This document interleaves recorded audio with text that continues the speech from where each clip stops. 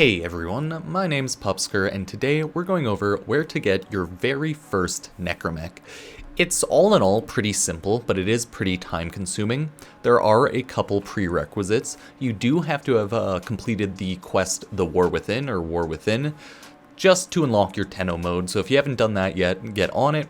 And you also have to be at least MR 14, I believe, in order to buy certain weapon blueprints in order to make your Necramech and or rank up your Necroloid standing. So very first thing, if you haven't already done it, do Deimos and do the first quest once you get into the Necrolisk. And then once you're done all that, let's head on over to the Necrolisk. Okay, from there it's pretty simple. You just want to fast travel over to Loid, and this is where you'll want to enter into your operator mode because you can't go in here with your Warframe.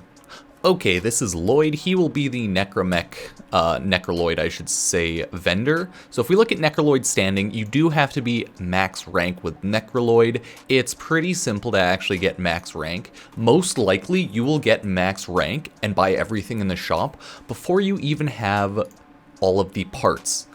So if we look at the shop, he sells some Necramech mods as well as a Deimos chamber scene, and then these are all of the parts required to build your Necramech. Something important to note, the damaged Necramech weapon stock for that, the damaged Necramech weapon receiver for this, and the damaged Necramech weapon barrel for this have a very low drop rate at the end of the isolation vaults. So these are most likely what you're going to be farming. I only need this last piece here, but it's all up to RNG. Other than that, you'll just create these guys through some mining items and then by farming isolation vaults. And then once all is said and done, you'll build up your Necramech. Of course, the grind takes tons of time. You can also get a Necramech void skin here and a sigil. But the grind takes a ton of time. As you can see, I have more than enough standing. Like, these are 1,000 standing each, these are 2,500, these are 5,000. And I still need to do more grinding. So let's head on over to Mother to take a look at isolation vaults.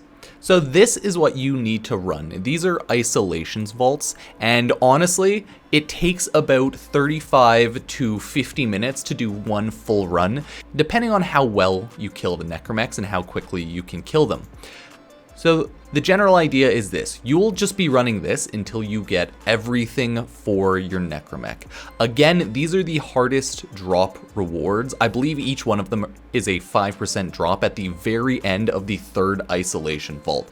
So let's go over quickly how to do isolation vaults so you can get your very first Necramech.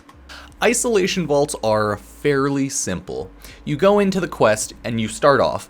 You can actually get lucky in the sense that if you join the Isolation Vault quest, you can get thrown into the first, second, or third Isolation Vault run if a group has players that leave. It's purely up to luck and if, you know, you're that lucky. But most likely, you're going to join in on the very first Isolation Vault.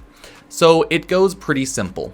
Fun fact, you can go into the Glassmaker Nightwave standing menu to quickly skip this cutscene if you're host, or the dialogue. If not, then whatever. Only saves like 15 to 30 seconds. From there, step 1, you gotta go collect a bait. So go collect either Voam or Fast Residue off the ground. It's pretty simple. Then take it to that bait collection container, and then defend the container for about a minute and a half. Yeah, so for the most part, the Isolation Vault is pretty straightforward. There are just some things that can be kind of annoying. Once you do all that, take out the bait, throw it into the wall, and then go run into this area here and just kill all of the infested for 2.5 minutes until the timer runs out. And yeah, just make sure to collect everything and actually kill them. You'll get a ton of Heart of Deimos resources actually running Isolation Vault, so this is probably one of the main ways you're just going to get a ton of resources. So past that, you kill all of the infested, you're all good to go there. Now you will run to the Isolation Vault, and this is where you will meet the first Necramech. Depending on which run this is, 1, 2, or 3, depends on how many Necramechs will be spawned. If this is your first Isolation Vault run, there will be 1. If it's your second, there will be 2, etc. for 3. And this is the Necramech fight. All in all, the Necramech is a simple fight, but you will get your ass beat a lot, and you will get downed a ton while actually trying to kill the Necramech.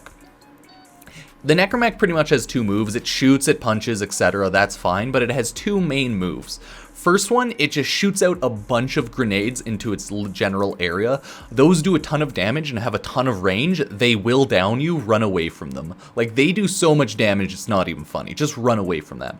And then second off is the Necramech has kind of like a void shield. It's when it gets all the electricity around it, looks really strong and scary.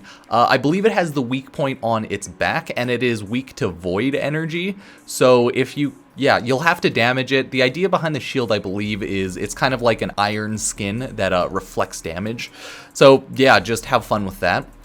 I would recommend just taking in either Octavia, because Octavia, I believe, is really good at clearing out mobs for this, or take in Excalibur. That's my strategy, so that you can use the sword and just slash away at the Necramechs, because it does a lot of damage and it can hit all the weak points. On the Necramech, you'll want to be shooting out the arms, so left arm, right arm at the shoulders, you'll want to shoot those out, and also in its back. There's, I believe when it's using its electricity shield, there will be a small point in the back that's vulnerable / weak point to damage, so you'll just want to destroy that. From there, the isolation vaults have one more thing you'll have to do. You'll have to then find the isolation vault room, hit that energy crystal in the middle with your void energy / your like operator amp, and then just protect Loid until he's done charging up everything. From there, you'll follow Loid back into the vault, and then you just simply will have to hit... in the pattern of the door from top to bottom, you'll just have to hit the corresponding symbols with your operator's amp. The symbols on the door do go away, so just quickly memorize it and then hit it. You have 3 tries to do it. And then once you're done that, the isolation vault opens, you get your reward, ton of materials, and then head out onto the Cambion Drift. Look for Mother in the Cambion Drift until you find Mother that has the mission for the next isolation vault. You'll be able to do 3 isolation vaults in one run, with the third one containing the rare drops that you truly need. So I would only do isolation vaults if you can do the full 3 runs, because if not, you might just be wasting some time. Like, trust me, I'm maxed on Necroloid standing. I don't need any of that. I only need the third run parts. So only do that. Well guys, that's the end of this video. I would appreciate it if the video helped you, if you were to subscribe, like, favorite, and check out some of my other videos. You can also follow me on Twitter if you ever want smaller updates, or if you want to DM me for any other reason. Thank you for watching, and I will see you guys next time. Peace.